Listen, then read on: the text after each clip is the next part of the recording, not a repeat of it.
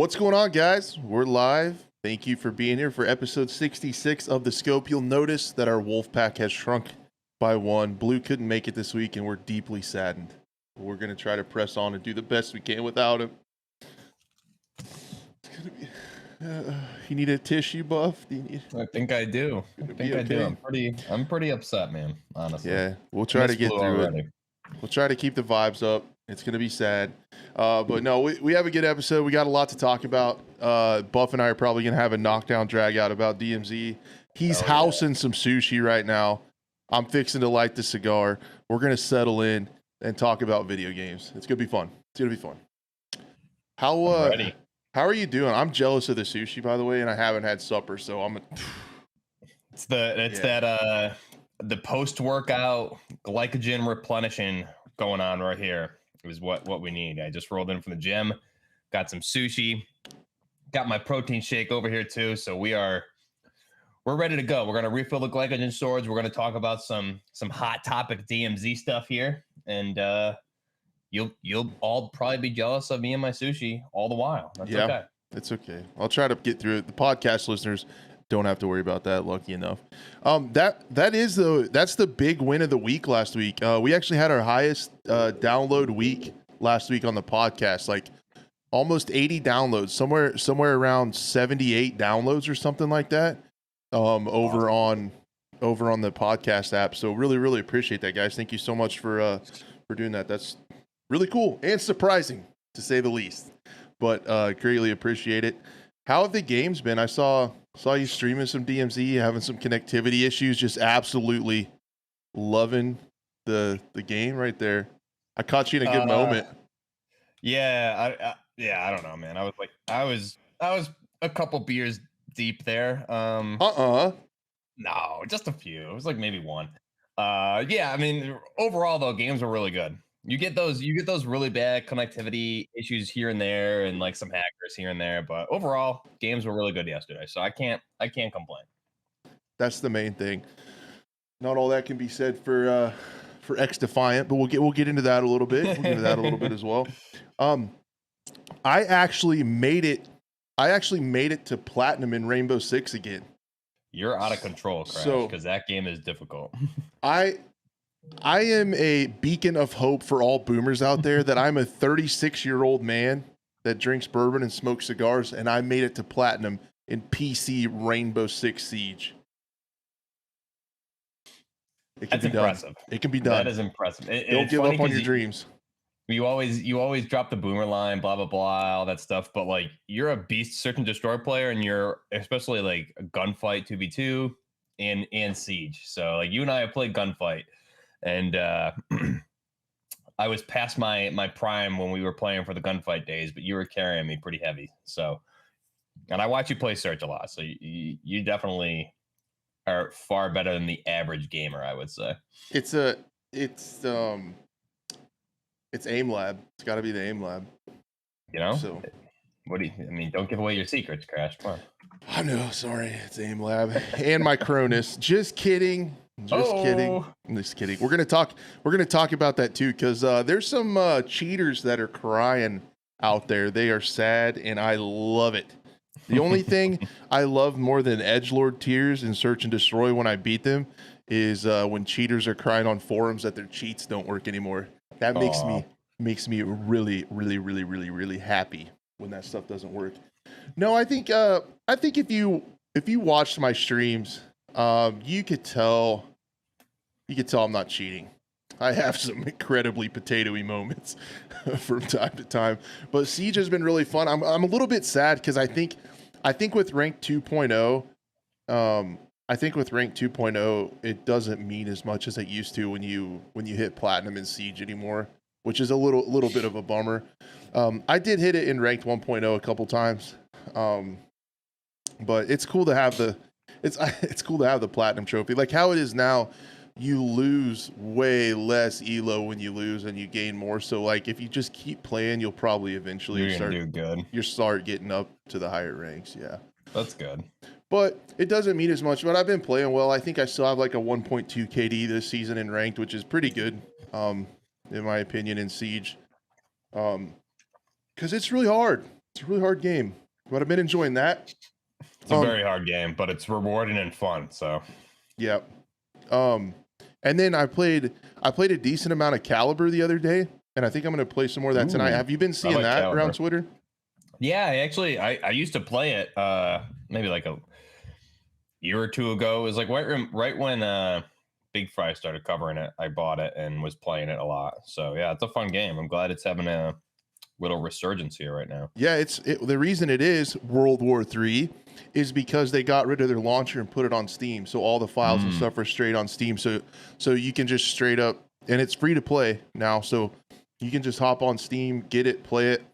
And it is third person. We're going to talk about it a little more because I think, man, it's worth giving it a try if that's your only hang up. Because I think the audience of this show would really like it. There's 68 operators and they're all milsim. Like they're all from different counter-terrorist groups, all realistic closed guns. Looks amazing. Yeah, that's my favorite part about it. That's what drew me in is how realistic the operators and everything look, the weapons. Like it's definitely kind of like my wet dream, to be honest. Yeah, that's what I was thinking when I was playing it. I didn't know that you had in the past. And I was playing it and I was like, dude, I bet Buff would love this game. And there's a lot to it and stuff, but we'll definitely get into that quite a bit more here in a little bit. But other than that, I think, yeah, I've been playing Caliber, Siege. I played a little bit of the Battlefield event. It's fun if you have a good teammate. I just have been I don't know if that game hates me, if I have PTSD for what the game kind of did to my YouTube channel. I don't know. I just didn't. The last time I played it, I was pretty upset, man. I got stuck in the map twice.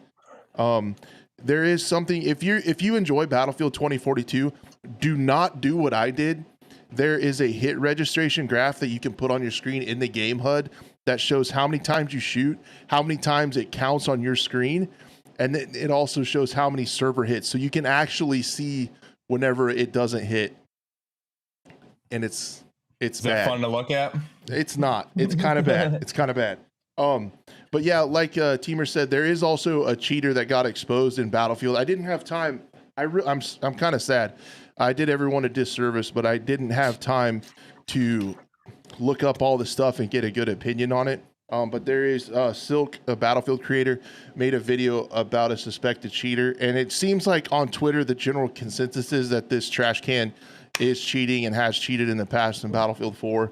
And even some of the devs came out and said, you know, that cheating is not allowed and stuff in Battlefield. Well, that's a first. That's a first because they haven't done anything about it in Battlefield 5 or 4. Definitely not in 5. They don't give a shit about the old games. I've seen a few rage hackers in 2042, but the cheating in Battlefield 5 is so depressing because, in my opinion, and a lot of times later in the seasons, even Battlefield 5 on Steam, at least, and I know all the caveats with Steam not being all the platforms, but on there'll be more people playing Battlefield 5. I think it's a better game for a multitude of reasons. But if you get in there on PC, there's going to be cheaters. And a lot of times there's cheaters that I'll report. I've even tweeted clips of blatant rage hackers that are level 500. I've tweeted it to devs and stuff, just in the community managers, and they don't say anything. And then a couple weeks later, I'll try the game again, and that same exact cheater will be there. Like they don't even have to do anything. Like they don't change their names or anything, and they're still just hacking. So that's comforting. That's comforting. Gives me a lot of faith in the product going forward. If I had been drinking, I would have had a Buff goes to jail on Twitter moment there. I would have let him have it because it's like it's like you act like you care about cheaters, but your old games that on certain platforms more people are playing, you do absolutely nothing. Like you could literally hire an intern that's in college to just play that game and just ban the super blatant ones, go across the servers. Sometimes in my region, there'll be, 10 or 15 servers or conquests going. Just go through and play them and look at the scoreboard. It's incredibly, incredibly obvious. Like it never even had an anti-cheat. And yeah, they don't make money on it. Hardly, I bet. I mean, the store's still open. The cheating was bad in that when it was in its prime. I remember within that first year it was out, Level Cap would be making videos about how bad the cheaters were and nothing was being done. So not surprised that nothing's changed, to be honest. And as far as I know, it has no anti-cheat like of any kind. They might look at stats and manual ban people, but it doesn't have like Punk Buster like the old ones had. It doesn't have Battle Eye. Yeah. It doesn't have any automated cheat. Anti-cheat. That's weird because Punk Buster used to be a mainstay in Battlefield back in the day. I mean, I always thought, even when I used to play on PC, like Battlefield 2, it in its prime, I mean, it worked really well. So I don't know what happened to Punk Buster or Battle Eye. Whatever they're using after Punk Buster, because I haven't seen Punk Buster around in a while. Yeah, they went with easy anti-cheat in 2042, and I remember people. Well, we were excited about everything in the lead up to 2042, but with that one, people were really excited when easy anti-cheat was happening. So that helps. How'd that work out? I mean, there's not that many cheaters. The funniest part was when that game, when the game released, there was a few news stories put out from different. I can't remember which gaming article, people, places, journalism places it was from. You love my words. I'm so eloquent with the English language. It was beautiful to hear, and I'm looking forward to more of it. I hope we get some podcast awards for how good we do. Where was I? Who am I? And what's going on? What was I talking about? No. Yeah, I remember. Yeah. That's why I'm here. That's why I'm here, guys. I appreciate it. You're doing a great job. Your sushi looks amazing. It does look good. Cheaters. There was a news story that cheaters weren't a problem in 2042 because the game was so unpopular at launch that they weren't even making cheats for it. Remember that? Like, did you hear that? Yeah. So I thought, like, well, that's an awesome idea. The best anti-cheat is just to make a trash game that no one wants to play, game. and then you're good. No, they figured it out because no one was playing it. Yeah. So, yeah, fun, but yeah, I don't know, man. I think 2042 hates me, and I kind of feel the same way about it sometimes. I think overall where I'm at on it is, I think now where they've fixed a lot of the stuff, give them credit for that. It feels like a pretty good lobby shooter, like just a generic shooter. It feels pretty good. It just doesn't feel like a Battlefield to me still when I play it. And I start to maybe think it does, where they added the kind of pseudo class system. But then I go back and play Battlefield 5 and I'm like, yes, like here we are. Or Battlefield 1 even better. Like, I mean, even when I look at gameplay, because I follow a lot of people on Twitter that still play it, I watch some videos on YouTube here and there. I mean, just watching it doesn't look like Battlefield, which is crazy. I mean, I could go back and play Battlefield 4 right now and just have the time of my life. That game, thankfully, it's still relatively popular on PlayStation. There's always been consistent servers that I have favorited there. That game looks and plays, in my mind, night and day compared to 2042. I mean, you jumped on board with Battlefield 1, and then obviously a big fan of 5. So like, those are your prime Battlefields. And for me, as we all know, is Battlefield 3. But Battlefield 4 does a really good job, and that's one of those games, like when 1 came out, I really enjoyed 1. And after a couple months, I got a little bored of like the time period. Jumped back into 4, and I was on Golmon Railway, and I was just, attack helicopters doing strafe runs, A-10s coming in, there's tanks, RPGs, there's SAM launchers. It was just like all out, just like you're in awe. Like this is just so much different than what we've had since. And I think that holds true right up to the current game, which is 2042. So they haven't been able to really replicate that same feeling yet, in my mind. Although they did a great job with the time period pieces of like Battlefield 1 especially. But man, the world needs a good Battlefield title again. Yeah. And I don't know, with my channel, I don't really want to sit around and wait for it because I like making videos too much. And I guess over the intro, we can talk about YouTube a little bit. I don't know if anybody saw it.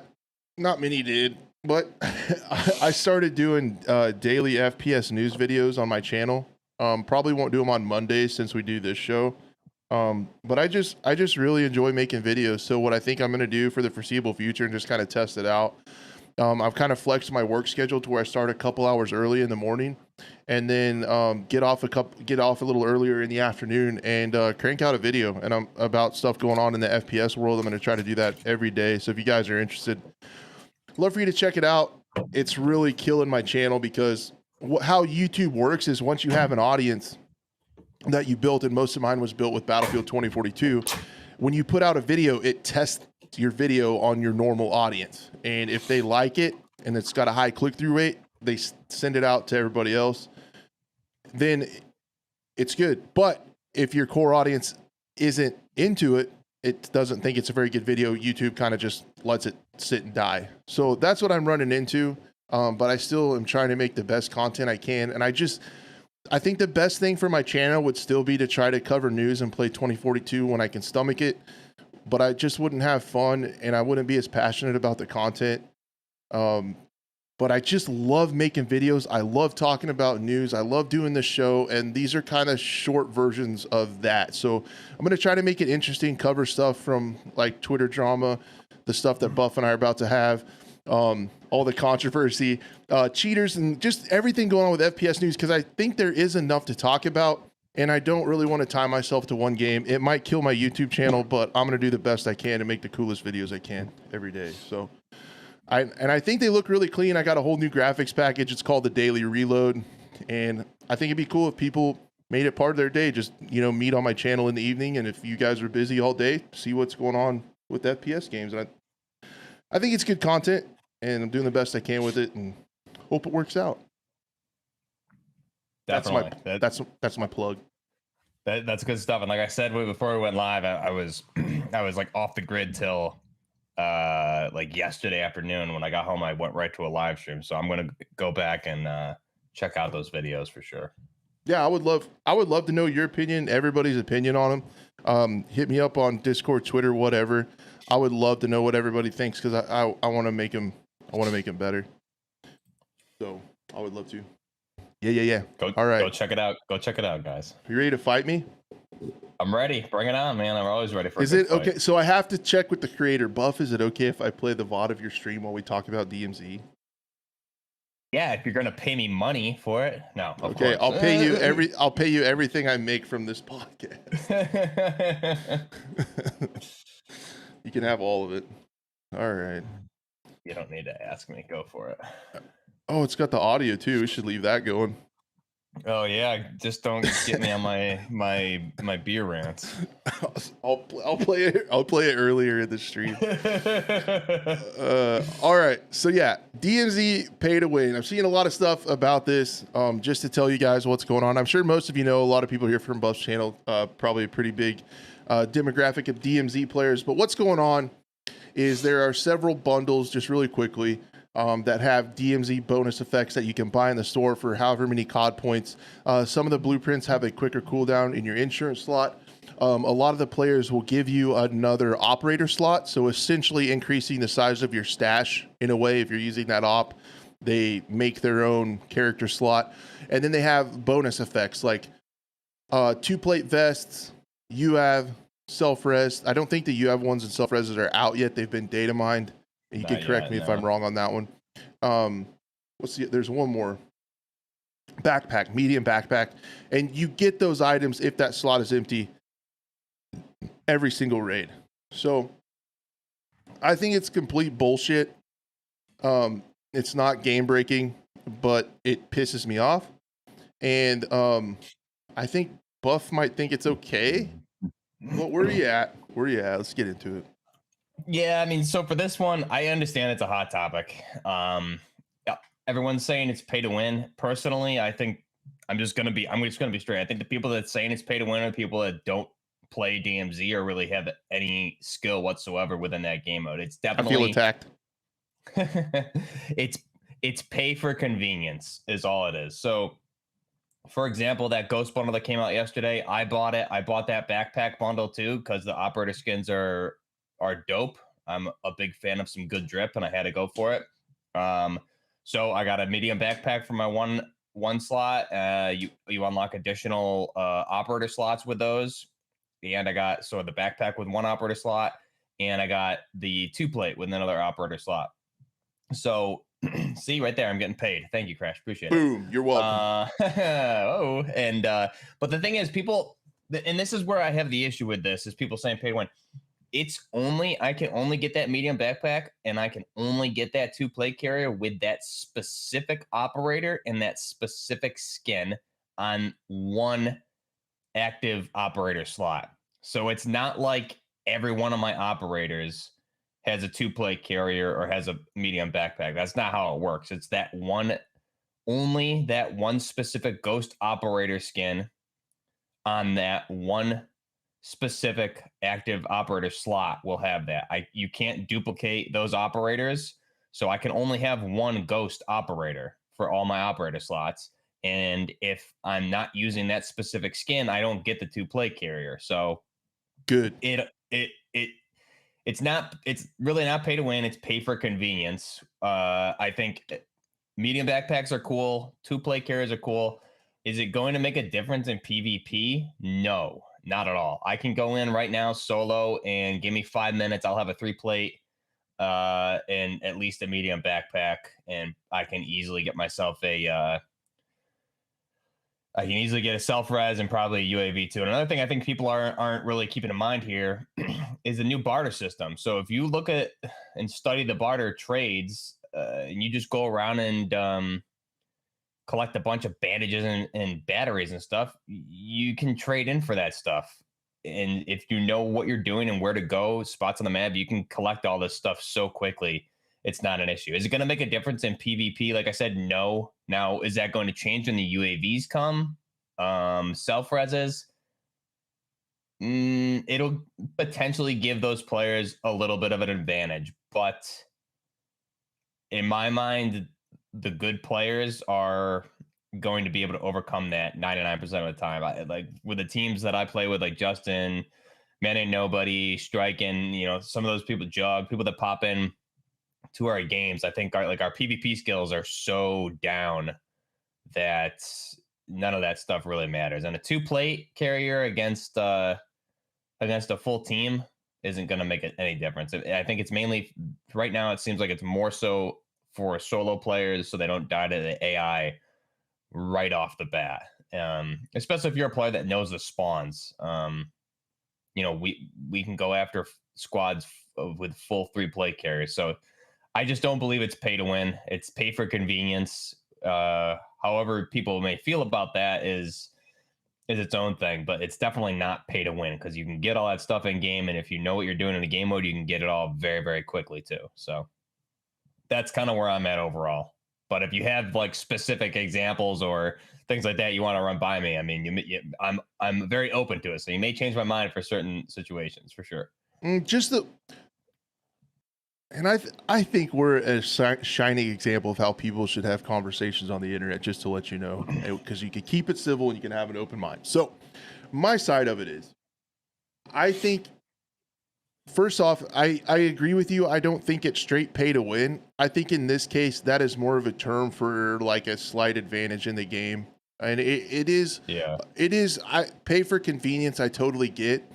But it's also going to help you kind of get into the fight earlier and take a little bit of that looting time. So you're going to be maybe the first to objectives. You're going to be able to first to go look for PvP. You'll be a little earlier in overall raid time. And the other thing that I think is also difficult to define is like, what is a win in DMZ, right? Like it's hard to call it pay to win when it's like winning is kind of a loose term in that extraction based game mode. So I get that too. The thing that it's just frustrating is it on the surface, it's just a straight up money grab. Like it is. And that's, I mean, they're there to make money, but it's just an annoying way to make money for someone out on the outside looking in. And the only time I think you're going to see this being an issue is if the data mined ones, the most egregious one that I can think of in situation that would happen is if they do come out with that rose skin that's been data mined. It's not out yet, but it's in there. It comes with a UAV. And if you have a team of three people that play together a lot, they all buy that skin and they have 3 UAVs off the rip. Like on Ashika Island where the UAV probably covers most of the whole map. So you can get, how long do UAVs last? 30 seconds, a minute, or? I'd say 30 seconds. Sounds about I mean, right. so you could have 3 UAVs off rip every single raid and just stagger those and then know where people are spawning right away. And in the grand scheme of things, those people aren't going to be ready because they're traditionally going to loot for a little bit, usually, unless you know your operator's already. But I see the worst thing being if 3 people play together a lot, buy the skin, and have 3 UAVs that they can stagger off the rip. Like that's a lot. The self-res, again, I think these are really only going to be annoying early game because, like you said, you're not going to know if someone has these unless you kill them early and they like self-revive, and then you see it's and kill you, and then you see it's that skin. That's going to piss you off. It's like, oh, they paid for that. But you know they could have brought it in anyway. It's going to be it's not really. I think it's just going to cause a lot of frustration and negative feelings. It's not going to break the game. It's not as. And then my other source of negative feelings towards that is Blizzard has done some incredibly nasty pay to win stuff in some of like their Diablo games and things like that, like really predatory stuff. And this could potentially be seen, in my opinion, as maybe a step towards that. Like where do they stop with it? You know, like because they're gonna make a shitload of money on these because everybody's talking about them. And then the people, I saw someone from your chat say it's for the people that can't play all the time, right, and have this stuff built up in their stash. So right. I get that because I'm someone that, you know, I get my, you know, hour and a half, 2 hours in the evening to play a game. So I totally get that. I just think from Activision Blizzard, they see how much money they're going to make, and I don't think they're going to stop. And I think those bonuses are going to get more and more and more severe. They're going to make more money. I hope I'm wrong. As of now, they're not game breaking. I think an argument could be made with the UAV one if they do end up releasing it. But yeah, the rest of them are just really annoying. Yeah, I think with the UAV one, it definitely. I mean, yeah, there's no. You're not. I can't argue with that. It's definitely going to give you an advantage for sure. That there's no doubt about it. So I mean, yeah, I'm not the biggest fan of that. Coming in right off the rip, I guess the only way to counter that. I mean, I'm agreeing with you with that 100%. The only way to counter that, I'm saying, is like from my end, if we spawned in and someone popped a UAV, we're going to go into a defensive position right away and kind of fortify ourselves typically because I think personally experienced the PvP, know how to approach a lot of those situations. So how one player reacts to something like that is going to be different than maybe someone that's like oblivious to what's going on with the PvP and things like that. And when with the self-revive one, Man and Nobody in chat had a really good point there. I mean, yeah, coming in with a self-revive definitely helps you out. I would also argue, I think a lot of players do come in with a self-revive because they have them left over from previous raids usually. I mean, 99%, not 99, probably like 70 to 80% of the time I have at least a UAV and or a self-revive gun on me. But Man and Nobody in chat said like any hospital has mad self-revive. So again, that really goes down to knowing the map and having experience within the game mode of DMZ. And you'll know where to find self-reses. I can go into a hospital and typically find 4 to 5 self-res mixes of like self-revive kits and the revive guns in any hospital. And those are scattered all over the map. And then, like I said, with the new barter system, but another thing I noticed that they made a change. I'm not sure if it's going to be permanent because we can talk about all of this. Yesterday, this seems to have been done on purpose. Is when Building 21 launched this weekend, you can spawn in with nothing, okay? And when that countdown finishes, it gave you a free 3-plate carrier, a free large backpack, a free self-revive, and a free 5 attachment vector just by going into Building 21. So what did we do? We took one of our active soldier slots that we didn't have anything with, went into Building 21, got our 3-plate carrier, got our large backpack, got our self-res, got our vector, and we camped out in the stairwell till an extract became available, and then we got the hell out of there, and we were fully kitted up, good to go. So definitely pay for it. I mean, it's that pay for one's convenience. free though for everybody, right? Anybody can do that. Yes, if you're playing Building 21 as of this previous, Was that? Yeah, yes. is that intentional? That seems weird. I think it's intentional because it's such a hard map, and you really can't go in there without a 3 plate carrier and a self res. So otherwise, typically you're going to die unless again you're an experienced player who has like keys for rooms and knows where to go and knows the map. You really need that to get in there. So that's something like you could take advantage of. But yeah, I mean, it's pay for convenience. I think the UAV thing is definitely going to be could cause some problems, but we'll have to see if they do come out with it like that. If there's a cooldown time, so if I die with that character, can I just like, okay, I'm going to go right back in with a self res? Can only one of your characters spawn in as that operator with that UAV?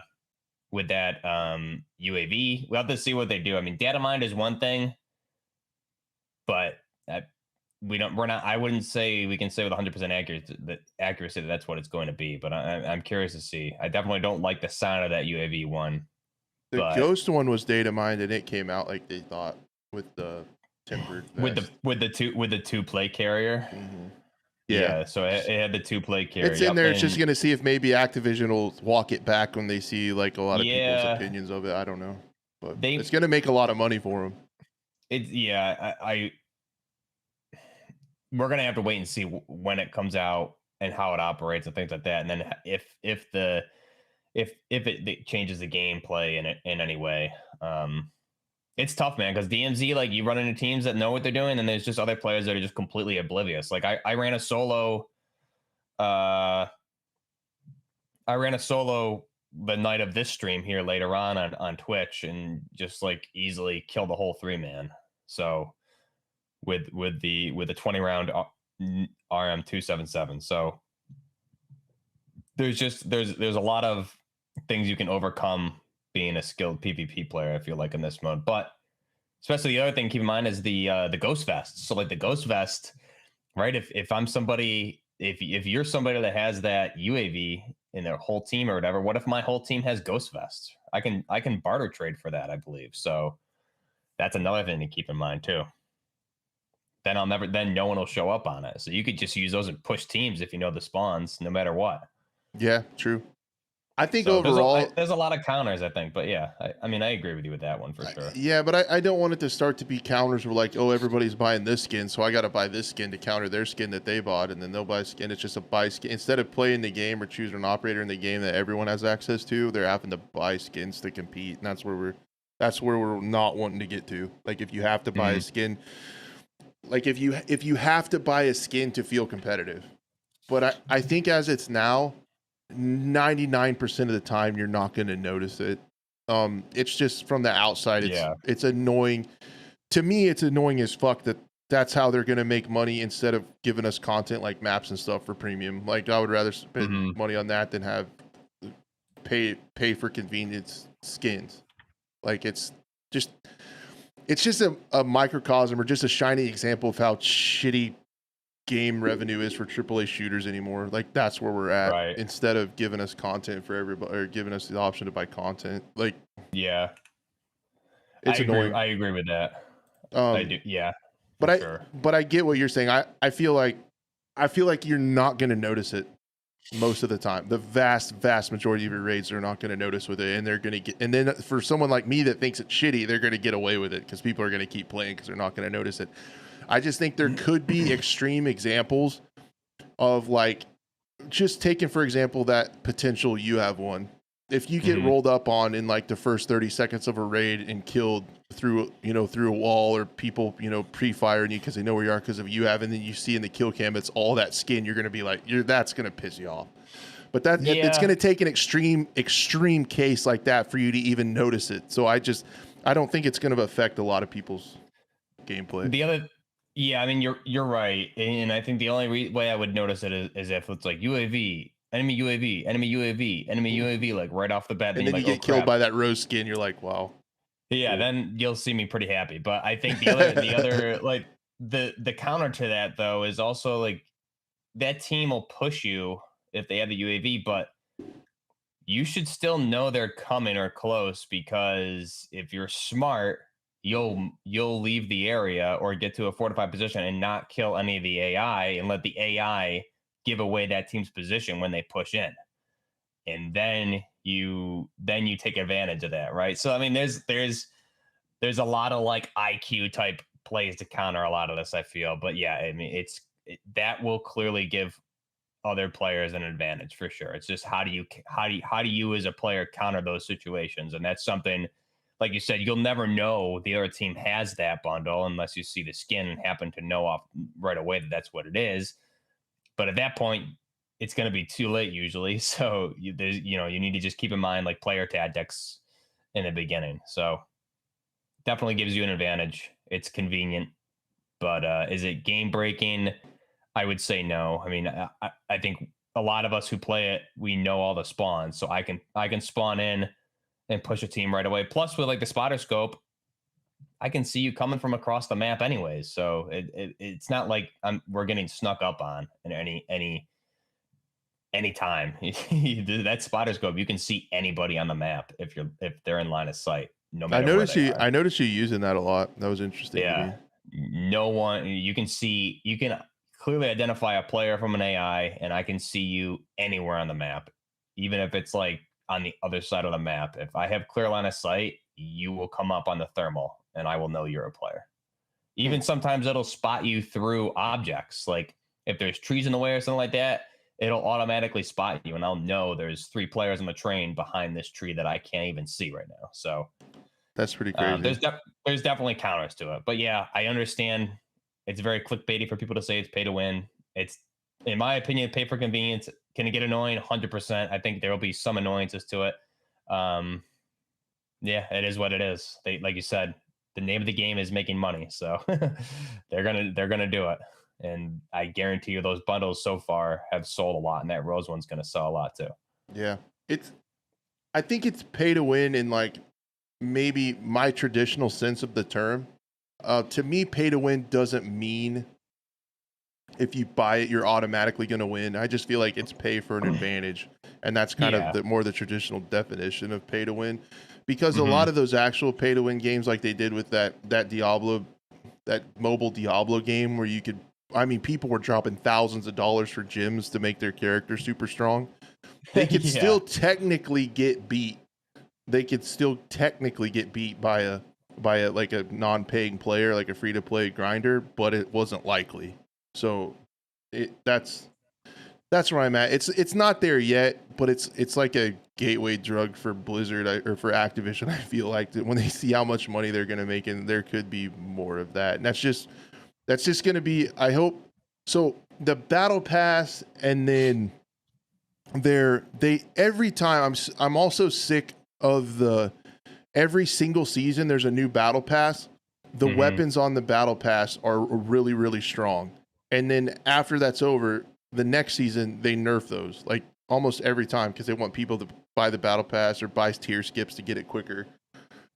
They're free, but they want people. And I'm tired of all these little algorithm meta bullshit things to squeeze money out of you. And people are going to do it and keep doing it. And I'm just a grumpy old man sitting on my porch, get off my lawn. Like, I'm just sick of seeing that stuff, man. But it's going to keep going. Yeah, it's definitely annoying for sure. I mean, for me though, and again, I feel like I'm an exception to this. If the operator skin or like the weapon blueprint is cool and it's, what my personal preference, I'm going to buy it no matter what, even if there's not, whether there's a DMZ advantage or whatever. I'm mainly looking like if that ghost bundle, for example, or the first bundle that came out with the backpack, if those operators looked stupid, like if they were the Fox EDM operators, I wouldn't have bought it.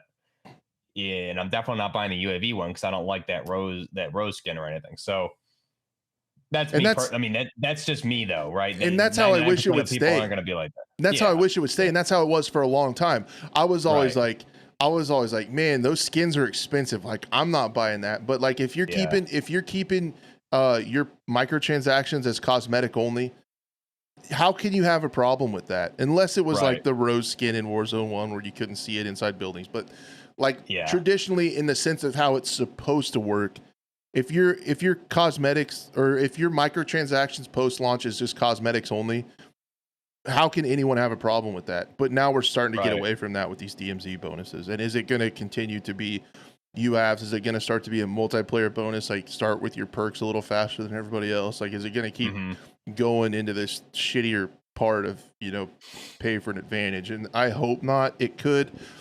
We'll just watch it. Like, it doesn't break the game now. It just pisses me off. There you are. Yeah, I agree with that. And I don't think anybody has I don't think anybody has a problem, or they shouldn't, with cosmetics. I mean, I don't care if the skins are $50. If people want to buy them, and it's your money. If it's good, it's good, man. If they came out with a like awesome sick Navy SEAL skin tomorrow and it was $50 and it was something I liked, I'd buy it. What if they had skins like Caliber? I would be I would be pretty broke currently. What do you think of that segue? Boom! Wow, yeah, that was good. That was nice. No, I think we covered that. I get what you're saying, because at the end of the day, people like me are bitching about it, but when you play the game, you probably won't notice. But I'm still mad. So yeah, let me be mad. I'll let you be mad. All right, good. The next game I wanted to talk about is Caliber, and I didn't know much about this game. And guys, I look forward to your emails and complaints. This is a first-person podcast, so we're going to talk about a third-person game. And I hope that you'll hear me out on this, because I, like potentially many of you, was a third-person hater. You know, the whole standoff, peeking, seeing around corners, and all that stuff. But I took a few hours with this game. Once you guys see this game, based on what I hear a lot in the comments and stuff from our audience, everything about it, I feel like, is something that you guys would like. There are 68 operators. They're all mil-sim. Like, they're all realistic from counter-terrorist groups across the globe. All the weapons are like accurate models and everything like that. And there's no goofy stuff in this thing. And it has a round-based bomb mode. It has PvE, PvP. There's like different missions and stuff like that. And the reason we're talking about it now, it's been out for a little while, but it came to Steam, and you can download it for free on Steam and play it. There's no more launcher. So it had a really shitty launcher. That is gone now, and it's all on Steam. So this game was a little bit pay to win. There were operators that you could buy that were really strong, battle pass operators and stuff, that I still don't think you can get, but they're working on changing that. But they changed the economy to where you can earn this stuff. And this game just has a super, super, super cool vibe to it. Like, really, really immersive. There are weird things. So you're gonna see that third person aim, peep around corners. There's a whole. It's not hardcore by any means. It's very arcadey. You have a lot of information on your HUD. The operators have abilities and stuff. Way more grounded than Siege, however. But it's really easy to get immersed in because of the maps, because of the operators, how they look, their backstories, and the comms and stuff like that. It's very, very grounded and all that stuff. And I would essentially, I don't know if you guys remember Rogue Company, but it was more on the spectrum. It was a little more Fortnite-y, with the vibe and the aesthetics and graphics and stuff. This is, like, in my opinion, like Rogue Company for adults. So it's a super cool game. It's got a really fun bomb mode called, and it's not really a bomb mode, but it's a one life mode called Showdown. And I could see myself playing the shit out of this. So there's a whole bunch of stuff you can work on progression wise. So you can unlock the ops, and then you earn credits, and you can level them up and help them out. You play as a class. So everyone has, let's see, a marksman, a healer. So a marksman, a medic, assault, and support. And each person plays one of those, and it's 4v4, no respawn. And it's a little bit like Gunfight, where it starts out as just a free-for-all, and then you have, if the timer runs out, there's a midpoint that spawns that you have to take the flag. But most people are dead by then, in my experience. But it's just a really, really cool game. And I would say my recommendation as someone who was in this boat if the third person aspect of it is the only thing holding you back, give it a try and keep in mind that you just have to play it differently, because you can use that to your advantage. They can use it to your advantage. And some of the things I realized is it's more about positioning, and you can also make plays on other players that are relying on third person. So what I was doing a lot of times, and the maps are designed fairly decent for this, is like, so if you would peek somebody and they would peek you, and then you'd both get back to a corner and you'd be waiting for each other to peek, you know, because you can see around corners a little bit, and you're sitting there waiting. I would use that to back off so they couldn't see me, reposition, and then peek them where they weren't ready. You have to play different than you do first person shooter, and just keep that in mind and give yourself a chance to pick that up. And I was having fun, and I was really learning how to play it differently with angles. I could figure out, you know, third person wise, if I had two threats in front of me, I could find a position where I could only see one of them and take it one at a time. And then I could tell that other person was holding that ready to expect me to peek again. I would back off, rotate, flank, and like there's a lot of tactics you can use in this game that's different than first person. And I mean, the progression is slow. There's a lot of stuff to unlock. It's different than Siege. I feel like in Siege, with all the operators, there is a chance that you can get them all unlocked. I don't think you're ever going to get them all unlocked. The key is, I think, to find one. And there's a couple modes where you can try them all against bots and stuff. Find one you like, work on unlocking that one, you know, kind of have your role and level them up. But dude, I've been having a lot of fun. I know people haven't heard about Caliber in a long time, but it's worth checking out again. Their player, they have servers now in NA, so there's servers here now, and there's also it's also on Steam, so they got rid of that launcher, which is huge, and there's been more and more people playing it every day, and it's kind of making like a little comeback having it like that. So it's really cool. Yeah, I mean, and you can see, excuse me, you can see the operators, like how cool they look. Like you said, it's all Milsim from many different countries. Like how amazing those operators look is just, that's what I need in my life, man. It looks beautiful. And definitely the third person, I mean, I don't know if you ever played old school SOCOM at all, Crash, but it definitely brings me back to I mean, this is what Big Fry used to say too with this game, is like, I used to play a lot of SOCOM 3 in like the clan games and stuff back in the day when it was in its peak. It definitely, when I jumped back into this, it was, I think, like my first competitive style third person shooter since SOCOM 3. So a lot of fun for sure. I really enjoyed it. I haven't played it in about a year and a half probably, but I'll probably have to jump back in. It's a lot of fun. And the other thing too, I think people on Steam are really liking it. It's up to mostly positive reviews now, so it's getting a lot of positive reviews, and I'm gonna put some more time into it. It's kind of it's a really cool change of pace, and it definitely, after I got shit on the first couple games, I just started to realize and think, you know, you have to play it differently. But I don't know. I used to be a FPS purist where I could, you know, I would say that it's just so cheesy to have third person, but I think it can be pretty competitive, man. Yeah, I don't know. it's fun. It's really fun. You just really have to play it different. Now, in my opinion, my perfect game would probably be a first person version of this game. Like, I love everything about it, except I'm not as hype on the third person, but I'm giving it a chance, and I had a positive experience the first evening I played it. So, and that's what it took to get me to try third person. I'm like, I love every single thing about this game except the third person, so I'll give it a try. And now I'm the wheels are turning up here. There's smoke coming out of my ears. It's not just from this cigar. Like I'm thinking, I'm trying to wrap my head around it, and I think I could have a lot of fun on this game.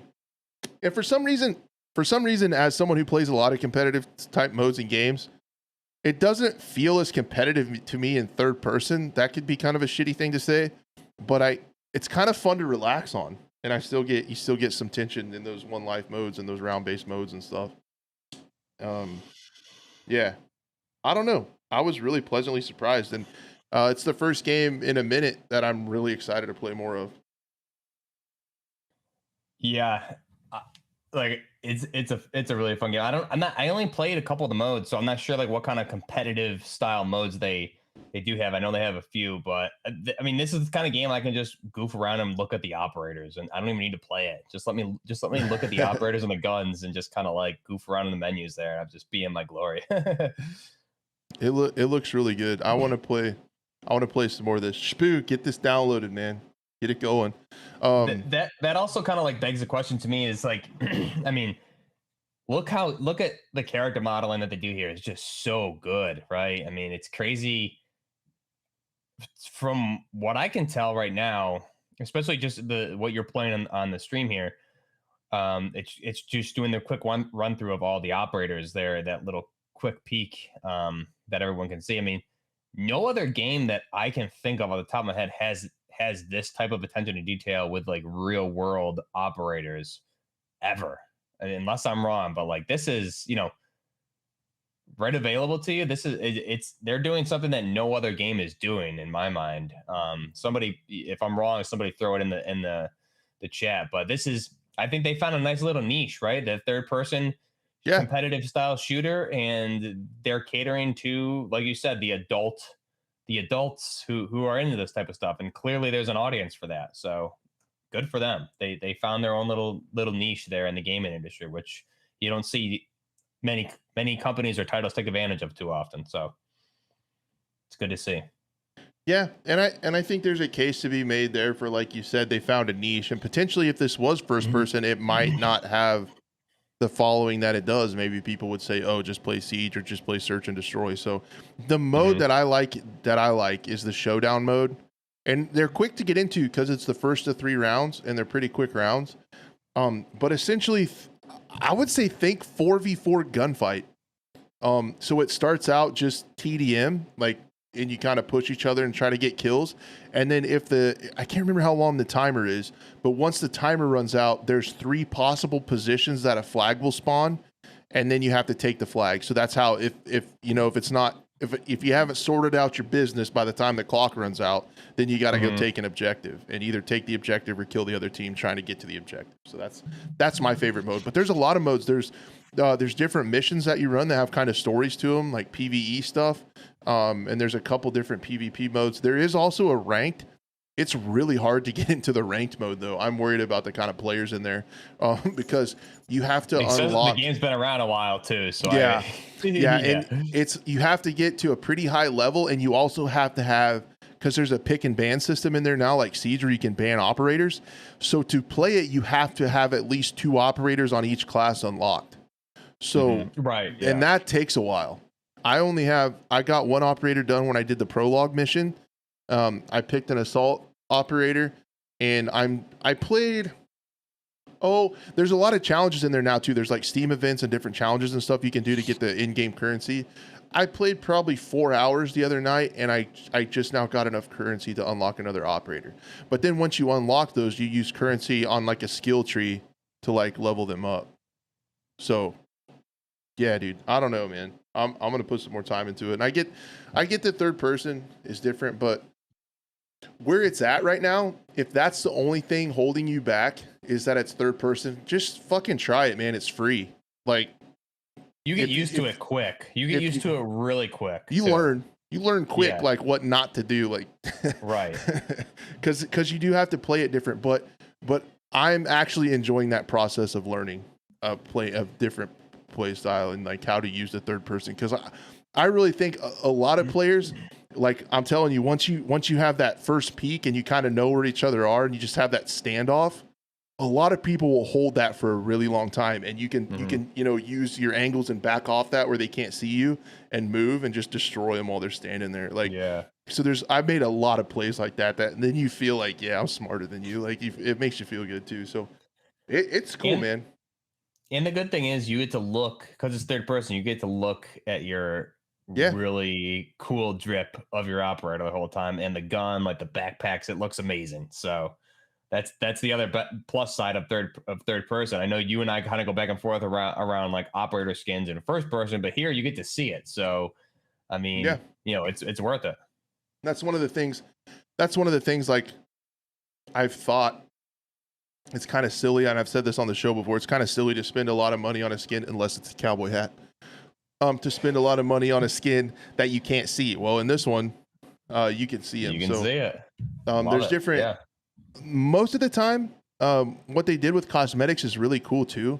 The operators have the same clothes, but you can unlock cosmetics that change the color, like the camo color. So you could mix and match camo style colors, which is cool because all the ops have their abilities and different gadgets and stuff. So there's still that readability. Like you can tell once you have experience, you can tell like, oh, this is this operator, because they kind of have the same clothes, the same shape. But you can still have some identity by changing the colors of this clothes. Like You're right, exactly. You have different color schemas for everything, which exactly you can definitely make it customize it a little bit too, which is great. Teddy, try to ask us that at the end. I would love to talk about that at the end if we have time about Tarkov. But anyway, I wanted to make a little plug for Caliber because it's fun and you guys should try it. It doesn't cost anything to try it. Yeah, it's free, definitely. I mean, and it's not, you don't need like high-end PC to run this either. So I mean, no, because the graphics are a little bit dated, but that's exactly like you're alluding to, Buff. That means you can run it on an older machine. You don't have to have a badass machine to run it. So that's pretty cool. Exactly. Yep. All right then. Yeah. I'll probably keep talking more about Caliber on here. I potentially might, if Buff and Blue are down for it, I might try to reach out to the community manager and have him come talk about the game too a little bit with us on here. It'd be pretty sweet. Yeah. I think he would be maybe open to it. I hope so. I might ask him because it's pretty neat. I would love for you to play it, Buff. I think you'd have fun. Yeah, like I said, I haven't played it in like a year and a half, so I got to go back and get back into it a little bit. Would be fun, especially now that it's over on Steam. It's easier to play instead of launching from the client that they had, which is a pain. And you're probably playing on like EU or Russian servers too, and now you get that was the other problem. And I also, I can't confirm or deny this. This would be a question for the community manager. I was just curious, so I pulled up my NetDoomer router, which tells me like where the server is and some stuff about the server, and it said it was a 60 hertz tick rate server. So that's really good for a free to play first person shooter game. So yeah, that is very good. Yeah. So if that's the case, that's something that should be applauded too. The hit reg felt good. Like I didn't notice it very often, like having any kind of problem. Better than Battlefield is what you're saying, right? Dude, I could shoot a rubber band across my house and have better fucking hit reg than 2042, dude. Like, yeah, quite a bit better. And what's really funny is 2042 lets you prove that by putting the hit reg graph on the screen. It's so crazy. They did it to themselves. It's like we have really terrible netcode. Check it out. They'll show you if you want to look at it. It's pretty wild. So yeah, let's keep moving on here. I think I have a few quick shots. I'll have to look them up. So it might take the production team a minute. Buff can stall, talk about sushi or something. Yeah, all right. I love sushi. Yeah, me too. My way. What kind of sushi did you have just now? I got a variety pack because they were like out of. Typically, when I'm like at the store, I like to go just with like California rolls or something like that. They were out, so I got like one of those big like $20 varieties of like Californias and like rainbow roll and stuff like that. So it sounds so good. Oh, it was. We didn't have sushi for a long time in my house. It's one of my favorite things because my wife couldn't have it when she was pregnant, and then after we had him, we just ordered like $120 worth of sushi and brought it home, and just crazy. Dude, so good. So like quick off topic story, but for sushi, I was at a sushi restaurant like back in 2015. I mean, with like bodybuilding and stuff like that, like I'll go and do like refeeds now and then. So I ordered in total like pieces of sushi rolls. I think it was like 87 or maybe it was just like an even 90 is what the count was for actual rolls. And that's I like ordered that, and like there was a couple there that like, wait, did you just order like 7 orders of sushi rolls? I was like, yeah. They're like, They were getting ready to leave, and they ended up just like staying to see the amount of food that I got. They're like, "Are you gonna eat all that?" And I was like, "Yeah." And they were like taking photos. So like, that's crazy. Dude, I can eat so much sushi, but I will say, when you do eat it and you do hit that wall, it's like a little bit different than other foods. Like when you hit the sushi wall, you are done. You're done. It's not like eating a big cheeseburger and fries where you're getting full. It's like, oh, I can fit a few more fries in. It's like, when you hit the limit of raw fish, that's it. Like, you're done. I feel like it's a hard stop, in my opinion. Yeah, it is. But yeah, I think we need to talk about XDefiant a little bit. I don't know if you've kept up on this. I've played it a little bit. This has some industry-wide implications, in my opinion. And even if you're not into the game, I know a lot of folks from Buff's channel aren't really into the silly cosmetics, as we were talking about. Check out Caliber, by the way. This is interesting because it's kind of a hero shooter Call of Duty clone. But the Call of Duties that it's copying are the older ones. So it's getting a lot of things from the older Call of Duties. I would say, from my opinion, I played a few matches once I could finally get in. That's another thing I want to talk about, is their decision to move forward with this beta, even though they had pretty trashy netcode. And it was noted before it even started. It was kind of like a Battlefield. Hey, it's a really old build. We know it's shitty, so here you go anyway. It was kind of one of those moves, which I have questions about. But it feels a lot like Black Ops 4. It feels like older Call of Duties, and I know that's not that old a Call of Duty. I say that because of the hero mechanics. I would think if you stripped all that away, it's gonna feel more like even earlier ones. Maybe even like a Ghost kind of. Okay. Yeah. As far as like the movement, the feel of it, the recoil and stuff like that. I can see that. So man, yeah, I don't know. It's all right, and I think a lot of there's two extremes that I see all over Twitter, and that could be just because the Twitter algorithm pushes extreme takes a lot, so that's what I see. I see a lot of people saying that this is a COD killer, this is over, this is what everybody's going to be playing, and then I see people saying this is trash, it's going to die like Hyperscape, and I feel like it's in the middle. I really think Big Fry's tweet said it the best. I think there's a group of potentially maybe older gamers, not even older, but longtime Call of Duty players that are disenfranchised from the title from decisions they've made over the last several games, that this could find a player base just based on the hatred for Call of Duty right now from a lot of people. And it could have a small player base from that. And that's kind of where I think it's going to end up being. I don't know why. Like, I feel like Mark Rubin answers everybody on Twitter except me.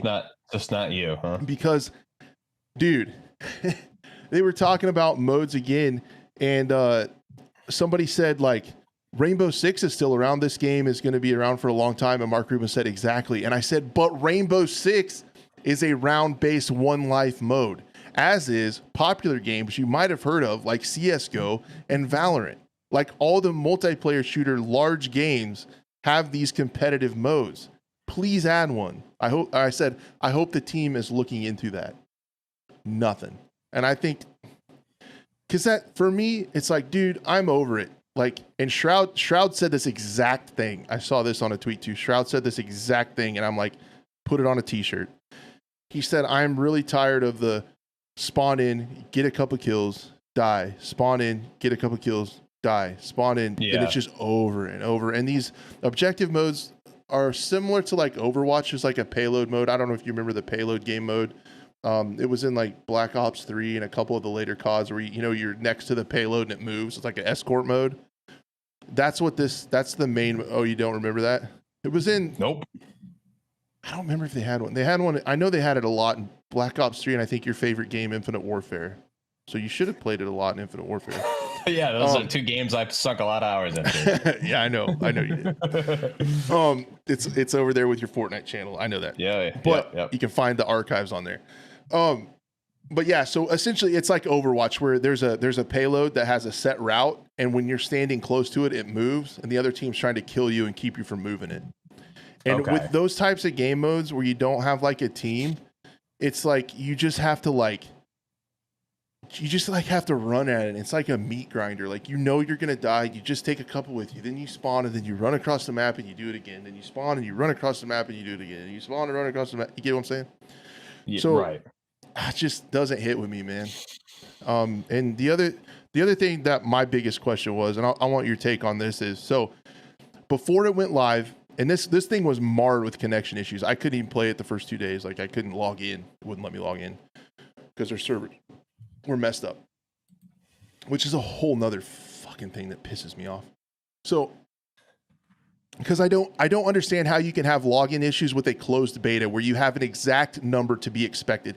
They said they didn't have enough server capacity. That's why it's a closed beta, so you know exactly how many players are going to be there. Like, you should know within a few thousand of like where you're going to be at and how many servers you're going to need. So that's why it's closed and not an open beta. You know how many people you're going to have. So I don't get that. The other thing is the netcode is really bad. So even when you do get in a match, there is a lot of desync. I was dying like 3 business days behind cover, like a long time, like behind cover, and then die. There's a lot of desync. He said before it went live that netcode was a big problem in the last beta, and they're working on it. It just didn't make it into the new build. In your opinion, should they have waited to have this beta until that new netcode fix was in the main build?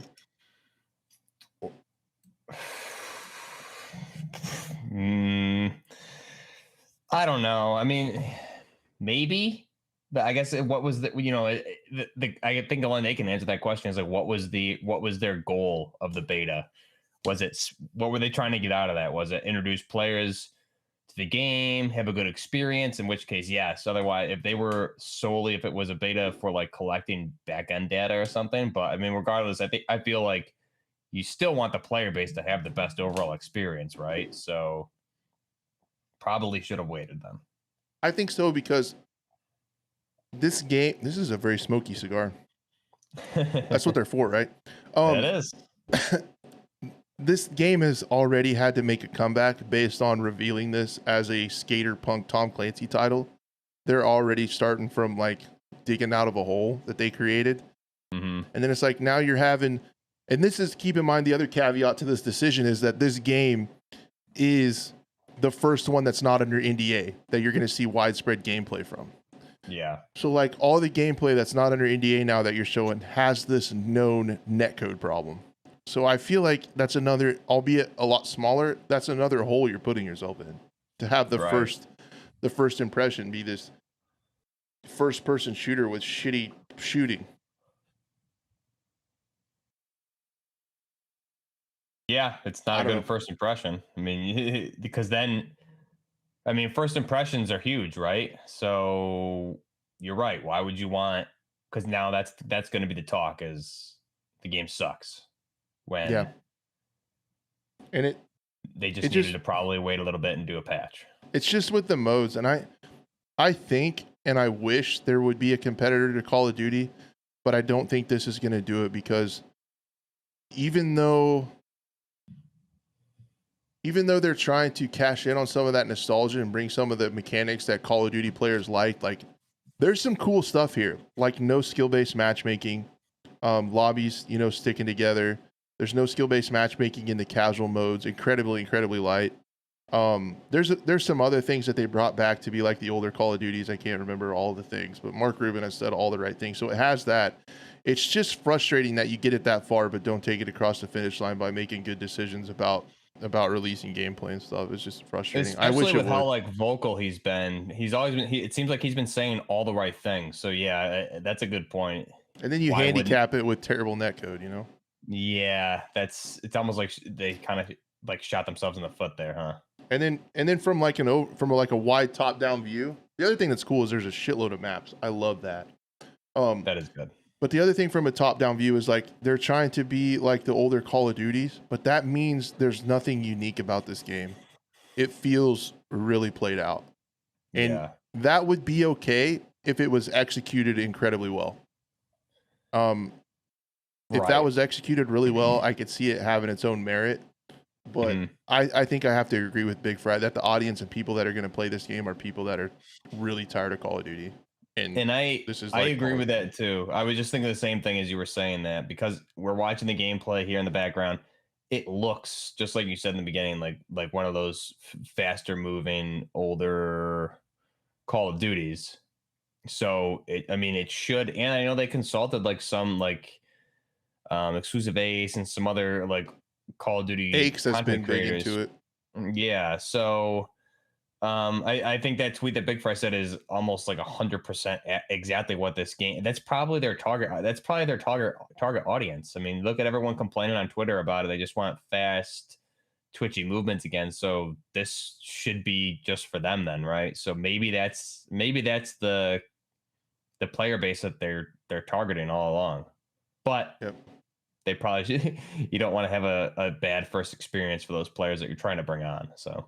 Yep. So I think it's just kind of I think it's just going to kind of be like an overall middling game. I think it's going to have a few thousand people that play it. It's not going to take over Call of Duty by any means, because it's trying to do Call of Duty like not better than Call of Duty.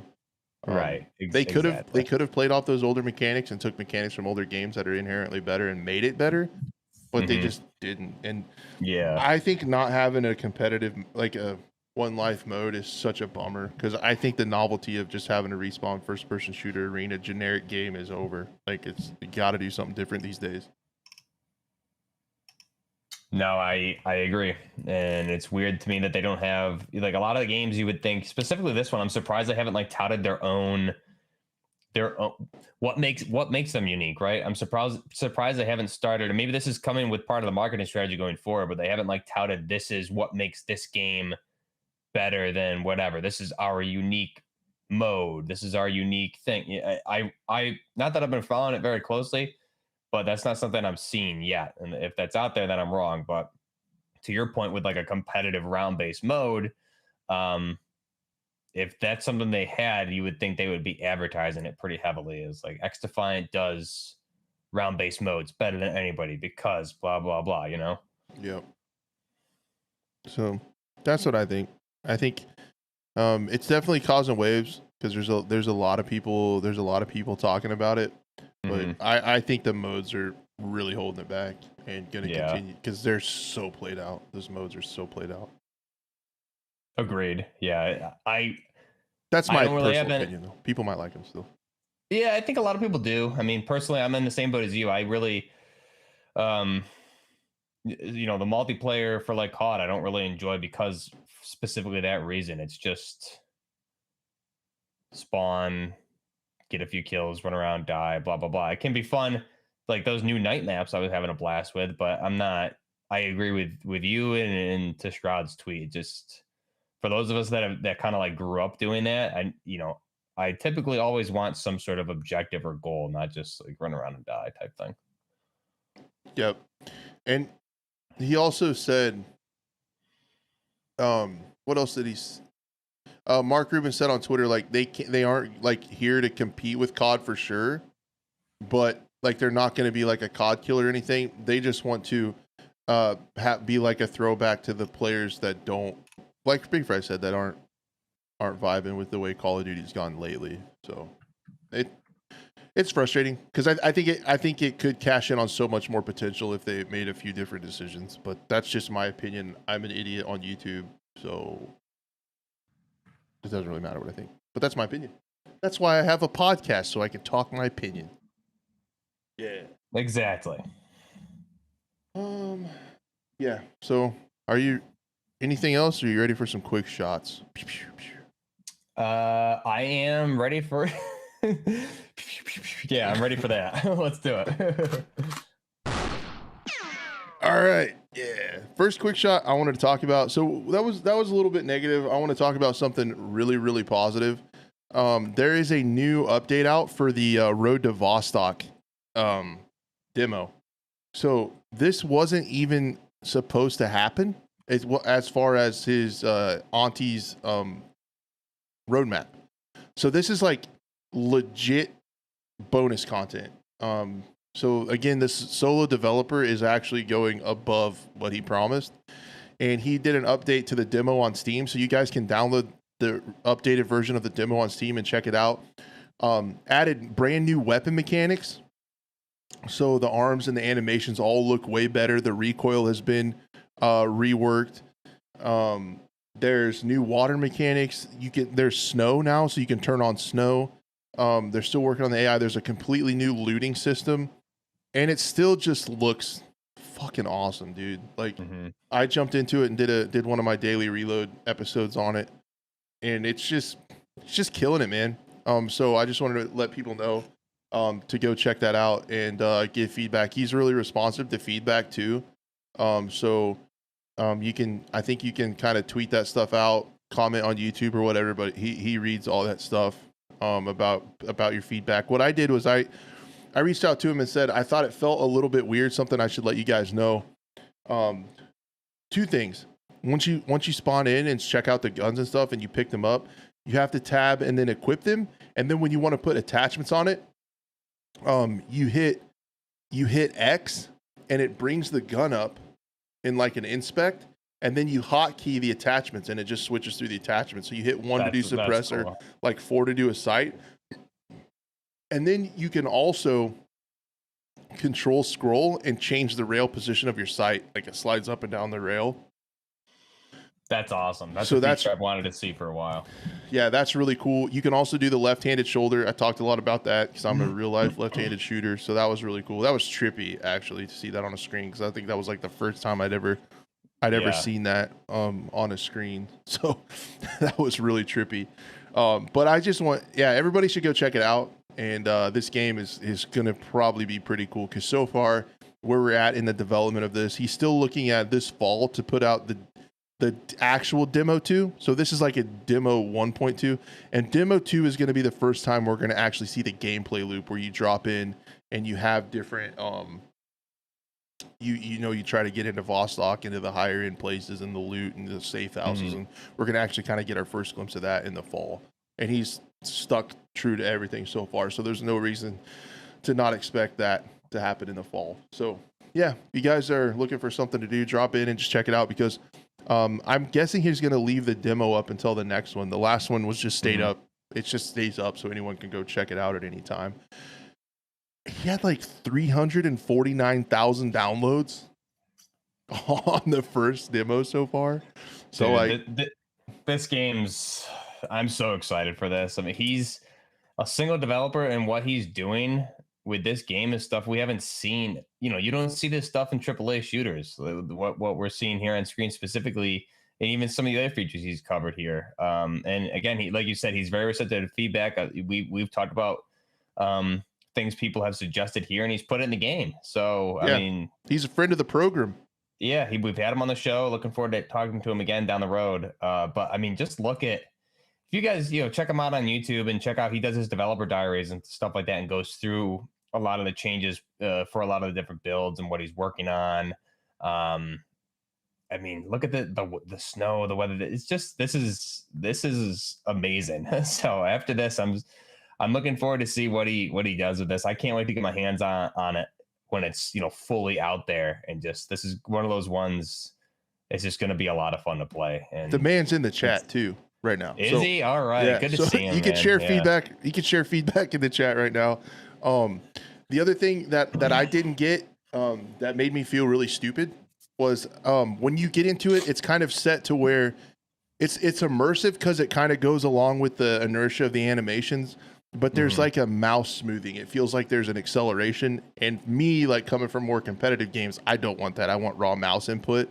Yeah. And in the demo, it's set as like camera smoothing, not necessarily like aim smoothing or something. So that didn't click with me, but you can turn it off and then get back to like as like a keyboard and mouse player, like you get what you're used to feeling, and the recoil is much better. That's the other thing. Like on the screen, you can also check out the NVGs. They're equipped in the game, so you can click it to night mode, and then you can click your, I think it's on your mouse 4 button. You can turn on NVGs, and in the winter, so you can turn on. I like to go to the middle of the map, turn on blizzard, and turn on winter at night, and then hit the NVGs at night in a blizzard, and it's fucking sweet, dude. Like, there's like nothing on the map, but you like turn it to night mode, and it instantly gets like immersive and spooky, and you're just standing there. Like it's And the other thing is too, it's like, awesome. You see this, I don't get why this is such an issue if Auntie can do it like in a demo by himself. The game looks awesome and it is incredibly optimized, like already. So I was on my old graphics card. Granted, it was a 3090, but I had it on 1440p, everything maxed out while recording, which usually drops. So to give you some frame of reference, that was dropping like Call of Duty to around like 120 frames. This was playing at like 230 frames still and looking this good. So like it's going to be able to be ran on a lot of machines. Dude, keep an eye on it. Get in there. The helicopter thing in this video is crazy too. That's going to be so eerie when there's a helicopter flying over it and you have to stay. So it's going to have a searchlight, and if you get near the searchlight, it's going to alert the AI around to where you're at. So like you kind of have to hide from the light and stuff. And yeah, just check it out. It's really cool that he comes by the scope too, and checks stuff out here on the channel. And I hope he will continue to be to have time to come talk to us as the game moves through the different stages, because it's really cool to see what's happening with this game. I've never been so excited for a single player game in my life. Yeah, he's killing. I mean, same here. I'm pumped for this. He's doing a great job. I just dropped ash all over my leg. How'd that feel? Warm. Yeah, that's cool. You know why? Because fire's hot. Oh, okay. Yeah, you heard it here first. So anyway, guys, encourage everybody that's around. Go ahead and check out the demo. Wishlist the game. If you are wanting to support it, hit Patreon. You can go to roadtovostok.com and there's ways to support. You can get on Patreon. And on Patreon, if you support there, you actually get builds and mechanics to test that aren't even on Steam too. So you can get like some behind the scenes game files to check out and stuff and follow along on the way. So you get something out of your money too, and you're supporting this venture, which is going to be pretty cool. Yeah, Liv, Road to Vostok. Yep. Yeah. roadtovostok.com. Killing it. Do it.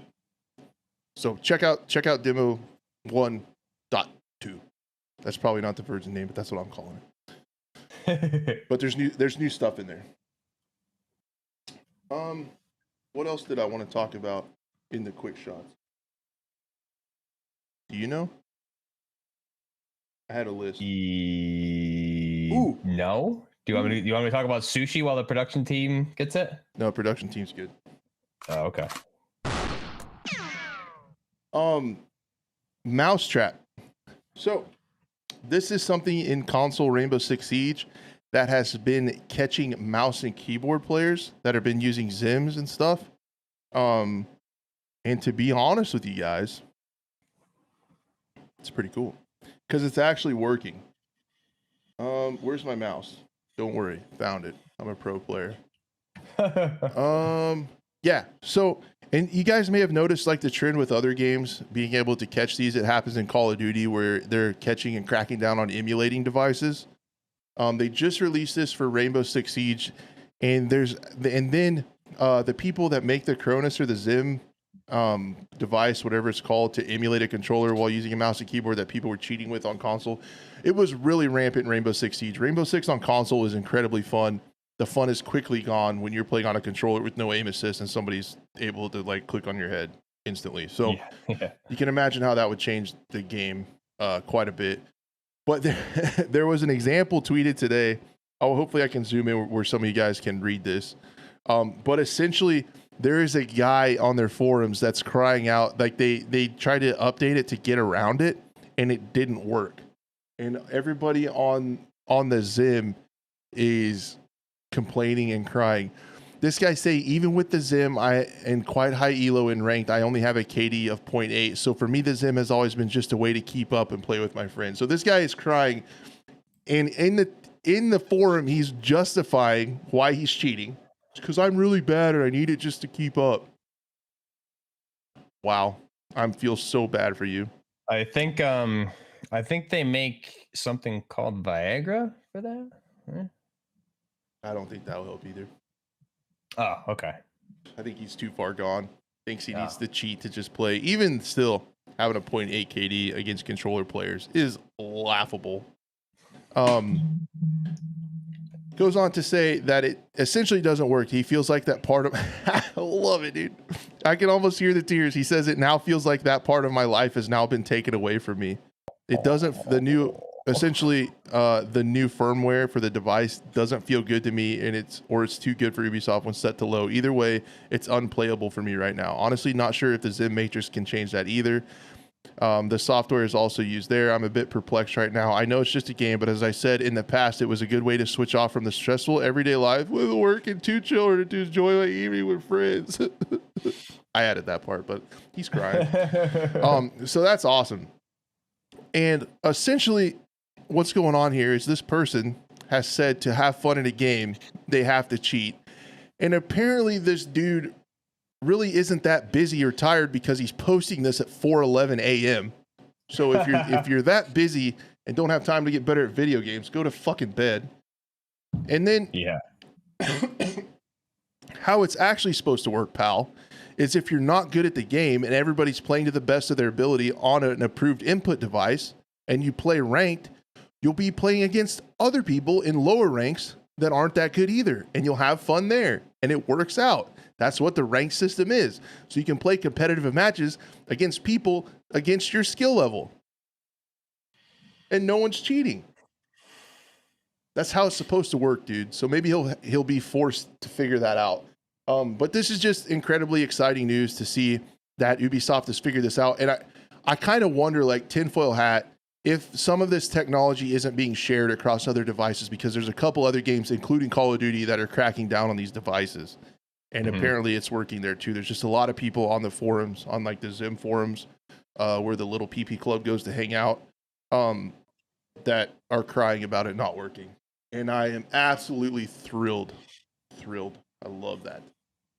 So I wanted to mention that so far, the Cronus kids, the Zim kids are crying. It's good to see, man. It's good to see. Just soak it in for a second. It's very good to see. Yeah. And as far as you saying, like, you know, ranked, all that, you can't fix stupid, Crash. So is there a rank for that? There could be. I mean, he won't know because he's not playing. So True. But in a perfect world, like that's how it would work. If everyone is honestly playing ranked to the best of their ability without cheating, you're going to get competitive matches. And I've argued that, like, even when I was new to Siege, no matter what your skill levels it is, if you're playing against similar ones, it's fun. Yeah. It's close. Yeah.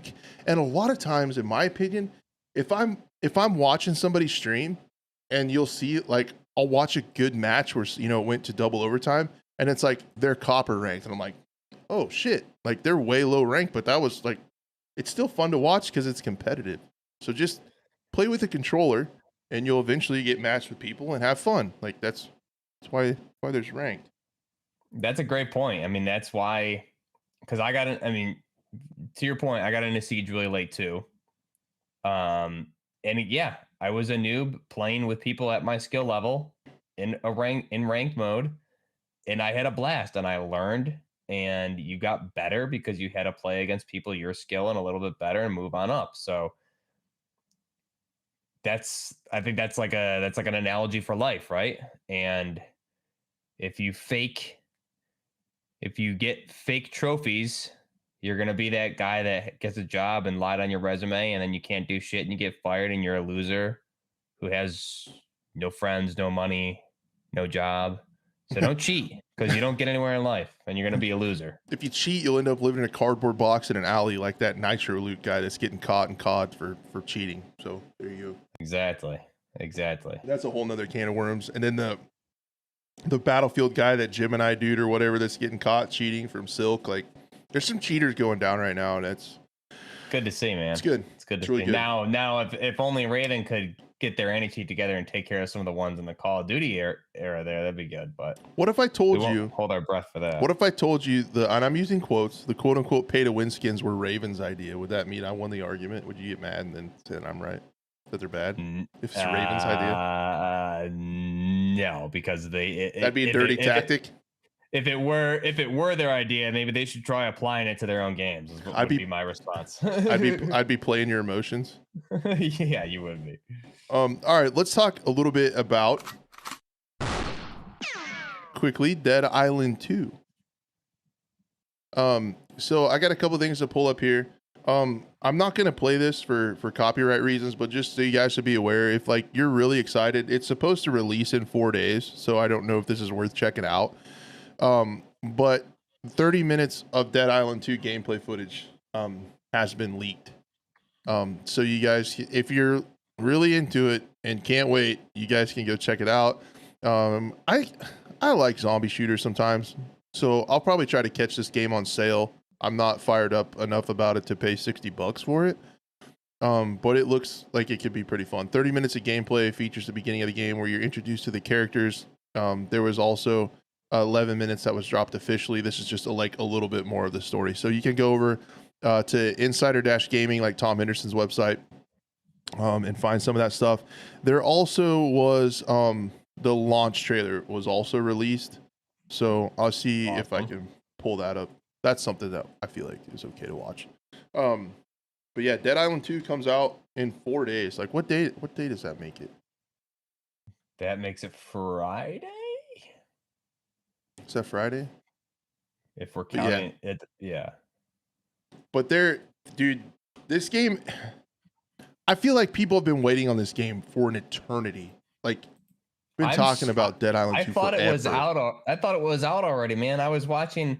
I remember when did the first one come out? Because the Dead Island theme, I was like listening to religiously, like the trailer music for Dead Island, the original Dead Island, I think it was. Like beautiful, beautiful trailer music. Listen to that like back in 2013 or end of 2012 or something. It's just, how long has this game been in development? I thought it was out. So long time. I think I just saw on YouTube like the first trailer was something like 2014 or something. Like it's been a long ass time. It's been delayed so many times. Okay, that makes sense. Dude, it's been it's like 2014 was a trailer that I saw for the first. It's been a long time. So it's definitely noteworthy in the shooter space when a game that's been waited on this long is set to come out. Let's hope it's not a Cyberpunk at launch or No Man's Sky or something like that. Hopefully it's playable, but it looks pretty crazy. I think this is a game though, like I don't think this would have a ton of replayability for me, so I think this is something that I'll probably watch some streams of and then try to pick it up on sale at some point, like down the road. But I have a special place in my heart for zombie games. I loved Left 4 Dead 2. Played so much of that game in college. Me too. With mods, we played it with mods and the Helm's Deep map. Epic. Yeah, it's cool. So, no, just wanted to let you know this, guys. This is coming out. There are some leaks. If you can't wait, we'll on this program, you're smart people. We'll give you the option to check it out or not. not gonna show it to you, but that's out. You guys can GFGI it, which is go. This is what my college professor used to say. We'd ask a question, they'd say GFGI. What does that mean? Go effing Google it. Yep. I had a couple friends like that would like ask questions that are like clearly Googleable, and they would text me like, "Where's this at?" And it's like, dude, you typed it in the wrong space. Type it in Google. This isn't the Google search box. You messed up. Wrong text box, dude. Yeah, try again. The next one really quickly is Boundary has released a few days ago. So if you guys are interested in that game, you can check it out. Boundary is a unique first-person shooter that takes place in space. I played it a little bit and I couldn't get into it, man. Some people really like it because it is unique, so I got to give them that. I always give props on unique FPS games because we definitely always need more of those. Yep. But man, I couldn't wrap my head around it. Like getting the flow of the maps figured out and just the randomness of getting shot from like 3D space anywhere instead of just like 2D space or a couple levels. I couldn't do it, man. Like I couldn't handle it. So, but it's out there. I feel like I could get it figured out with time. But for those of you that want something new, unique, that game is out and you can check it out if you want to. Yeah, the game looks, I know we talked about it a little bit last week. Definitely, it's unique, which I think is a good thing. I haven't played it, so I can't comment, but it does look cool. I think so too. That's where I'm at. You don't need to play it, but you could. The last quick. This is a really quick shot. Really quick shot. Yeah. Oh shit. I'm so dumb. I can't remember what his title was. The main guy for Halo. I think he was like creative director or whatever for Halo. He left 343 a couple weeks ago, and now announced that he's been hired over at Netflix Games. So he is, Joseph Staten, former Halo creative lead, joins Netflix to help create an original game. So you guys might recognize this game. I guess everything's on Insider Gaming, so I can just pull it up here. But the guy that was big into Halo Infinite left there and is joining Netflix. He said to create a multi-platform game. That would make me think shooter. To play, like a cross-play shooter. So maybe Netflix is getting into the shooter space. This is this is one of those stories. That's why it's a quick shot. There's not much to say here because we have literally zero information on what he's going to be working on. So that's that. Oh, and then one more thing. There are some leaks about the new. Saw it on here. I looked at it earlier. The new Apex Legends season, Apex Legends season 17 event skins have been leaked. YouTuber Thornton Smash, you can look him up. You can find his article on Insider Gaming. But he got leaked information that they did confirm over at Insider Gaming, and he did some sketches of like the new operator and some of the new stuff that you can see that's going to be coming to the game in season 17. So just Apex Legends keeps being a free-to-play juggernaut that a lot of people are copying, apparently. And I am selfishly and maliciously rooting for it to fail because I want to see Titanfall 3. So I hate Apex Legends because it killed Titanfall 3. I want to see a Titanfall 3 with a ranked mode. Hell yeah. Gimme. I think a lot of people would.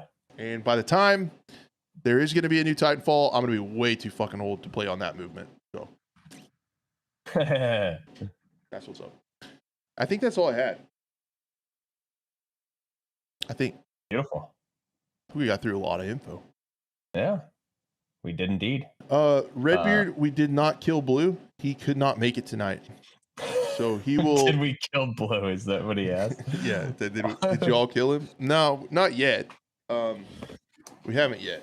He was busy tonight. The show must go on. So here we are. Hopefully he'll be back next week. I really hope so. We had a big talk on Caliber.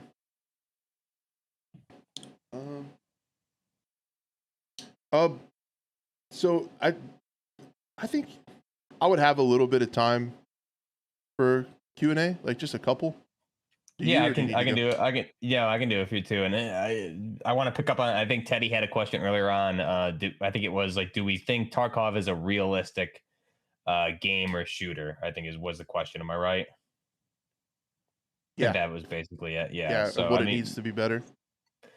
My opinion on that. I mean, realism to a degree. Is it more realistic than majority of shooters out there? Yeah. Is it a realistic game? No, because I mean, you can take some pain pills and apply a tourniquet to like 6 gunshot wounds and you're good to go usually. But I think it's more realistic. What can it do better? I'm not going to comment on that because I don't play it anymore. I did play it a lot heavily back in like 2019, 2020, early 21. But I think there's like a fine line there between realism and like a fun factor with playing the game. So they just need to kind of walk that line and not go too far beyond where I think the realistic components of the game I think are there. I can't really think of anything else I'd want to see done that much crazy. They added momentum, all that stuff. What are your thoughts, Crash? You've played it more recently than me, so. Yeah. How I would characterize it, this is such a cop-out answer, but if you go back to last week's episode, when we talked about what they said in the podcast, if they follow through with that and can actually deliver on what Nikita said in that podcast, there is a lot of good stuff in there. And essentially the game will be in a really good state if they can pull it off. What's keeping me from playing it right now is like netcode desync issues, cheater problems, and the quest lines being the same as they have been for the last however many wipes. I can't go get that fucking pocket watch again, dude. I've done it so many times. Like, yeah, man, I hate redoing them. I can't get into the quest lines because some of them that I got to are so hard to do, and I just can't. I can't get through it again, like mentally. Like, so I'm kind of waiting for those to change up. But there's a lot of good stuff allegedly coming with optimization, netcode, a bunch of changes there. I'm looking forward to Arena. That could be really fun, and it's supposed to have better server performance there. So we're gonna check that out. But essentially, a lot of the stuff Nikita says that they're working on is pretty cool. Yeah, exactly. I don't think it was a cop-out answer. We actually went pretty in depth into all that last week's episode. So I mean, yeah, everything that they said sounds awesome. So just a matter if they can deliver good quality with all of that, right? Yep. And then Teamer in my chat was asking about, or was mentioning Bohemia Interactive. They actually announced an FPS game, the makers of Arma, and it's probably not what you expect. It's called Silica, a real-time strategy FPS game, and it looks like Destiny Halo. So this is the next game that Bohemia Interactive is working on the screen here. So that might throw you for a little curveball, but I remember seeing that, and I didn't necessarily know what to talk about it. It still could be a good game, but it's not like in the Arma line. Okay, you already knew about it? Yeah. I actually meant to talk about this last week, but I forgot about it. So that's what... Red? Yeah. I was just gonna go ahead, finish up. I'm sorry. No, that's what I was gonna say. They're working on a new game. I don't know a lot about it, but the announcement trailer's out. It looks cool, but if you're into that, like it looks Destiny like. Yeah, definitely get those vibes. Redbeard had a good question here. Caliber just hit mostly positive reviews on Steam and a player base of roughly 5K. Do you think this shows a larger studio as a third-person shooter is more marketable? Or still marketable? Yeah, I would say yes. I mean, the game itself, like we talked about in the segment for it, it's definitely appealing to a specific niche. I think with like the milsim skins and everything like that, and the third person gameplay modes. But again, I mean, like let's not pretend SOCOM wasn't extremely popular in some of the other third person games that are out there. So I think if especially this is just a free to play from a smaller indie type studio, it should set an example for what a AAA studio who actually took a third person game seriously should be able to blow this out of the water. Yep. Yeah, I think it does, and I think Buff had a good point. We talked about Caliber quite a bit in the first half of the show. I think it's their niche, right? Like if you had asked me my personal favorite game ever, it would probably be a first person version of Caliber. Like not just adding first person to Caliber, because the game has to be designed like map design, mechanics, and ADS, like all that stuff around first person. But I love the cosmetics, I love the game mode, I love the setting, the vibe, like everything about it. I just prefer first person, but it's opened my eyes to the viability of third person. Like playing it that first night for a few hours, I started to learn the tactics and like how to play third person, and use those to my advantage. And there's something there, and it's opened my eyes to the viability of third person. So I would assume everybody else too. Yeah, I think it's all. I would argue. I think third person's always been viable. It's just a matter of a studio or a game delivering on the bar that SOCOM set. Yeah, coming close to that bar. I think SOCOM set such a high bar, and then after that, like third person games had just fallen off for whatever reason because nothing can really live up to what SOCOM was in its heyday. So. right. I think that's really. I think everyone wants a new SOCOM, right? So can a game like Caliber come in and offer something equally as good, or can a AAA studio come in and do something better? Boston Gamer asks, how is Little Crash doing? Hope you're getting some sleep. Getting a little bit of sleep. And he's doing awesome. Like he's doing really good. We get the Got the 2-month checkup on the 19th, so 2 days from now, the 2-month checkup. Awesome. And it's going well. Yeah, I am tired because on top of having a new kid, I also committed to doing daily FPS news videos to go ahead and run my channel the rest of the way into the ground. So yeah, I'm tired, but we're doing it. We're doing it live. So. Yep. Gotta love it. Yeah, guys, I think that's probably a program. Appreciate you asking Boston about the little man. It's cool. It's cool. I'm excited to watch him grow up. It's pretty neat.